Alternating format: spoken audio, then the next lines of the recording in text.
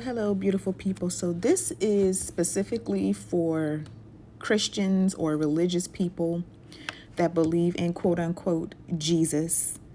If you are telling people to go and find Jesus or to go back to Jesus or that they need Jesus without knowing where they are, then you might want to slow down. You might want to slow down and investigate because you may be actually telling them to go backwards. A lot of people are walking around and they already know that white Jesus just ain't it. They won't even dig enough to see what his real name is. But the same Bible that they're pushing says, "Seek and ye shall find." Look at some videos and some recordings of people from the past, and they always say, oh, it doesn't matter if he was blue, white, green, or yellow, when someone tries to make the point that the Messiah was actually a man of color or a black man. And they say it doesn't matter. Yet at the same time, they're pushing a doctrine that the truth will set you free. Well, if the truth will set you free, how can you say that the truth doesn't matter? How can you say what the Messiah looks like doesn't matter?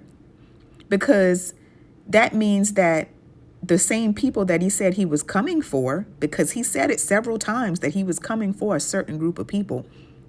So if those certain group of people don't know that the Messiah looks like them, or that they look like him and they're actually his blood family, then you have a people that is totally and completely lost. You have a people that will have no connection to the same words that you're trying to push on them. And then you have people that will use that to their advantage. So the whitewashing, the gaslighting, the brainwashing, the white Jesus was all psychological, and it's still very much in play today. So you have Baphomet, an image that they say is evil and demonic, yet you have the same images in your church, the same images in your Bible of your Messiah or your perception of what the Messiah looks like in the same pose. Now, how is that okay? Lies and deception are offensive to those who know the truth.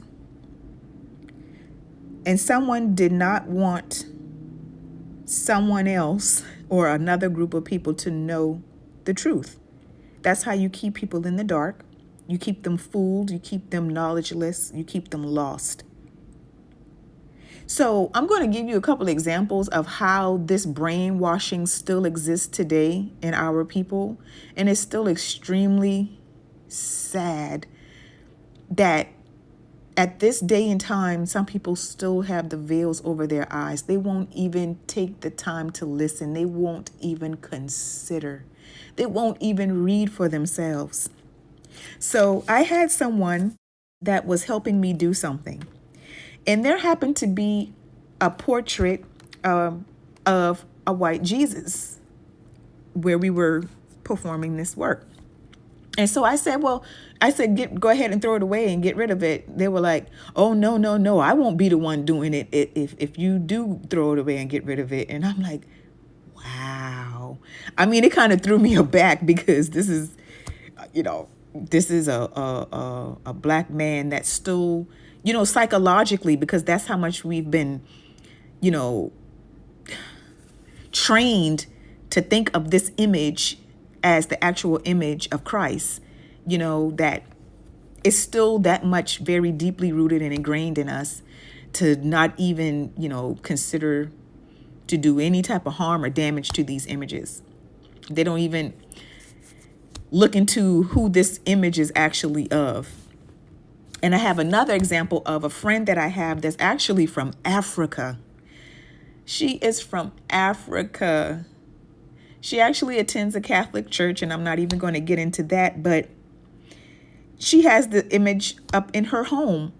And I asked her about it, and she was like, pretty much, no, this is what it is. It's going to stay. And so, of course, I'm not going to push the issue because that's not my way of dealing with things. I feel that my way of dealing with things and what the Creator has me do is just bring people the knowledge, give them the seed. It's up to them to you know, plant it, put soil on it, fertilize it, or it may be someone else's job to do that. It's only, my job to plant the seed, open their eyes just a little bit, and hopefully they'll open it the rest of the way. But yeah, those are just two examples of very recently people who still hold this image in very high esteem.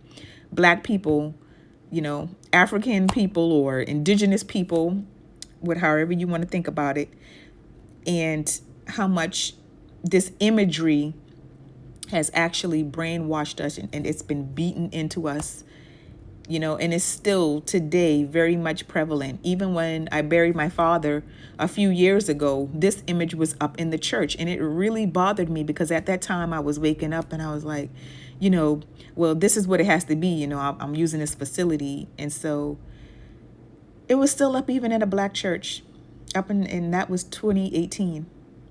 And it's just amazing that I'm not going to say they, because I was there as well. We don't question anything. We don't read for ourselves. We won't investigate. We will just roll with whatever we've been taught. And it's just my hope that I am continuously used to wake people up to whatever it is they need to be woken up to. Not necessarily any religion or specific train of thought, but just to open their eyes in general. So I want to thank you all for watching and for listening. Please add your questions, comments, and concerns about the importance of religious imagery. Be blessed.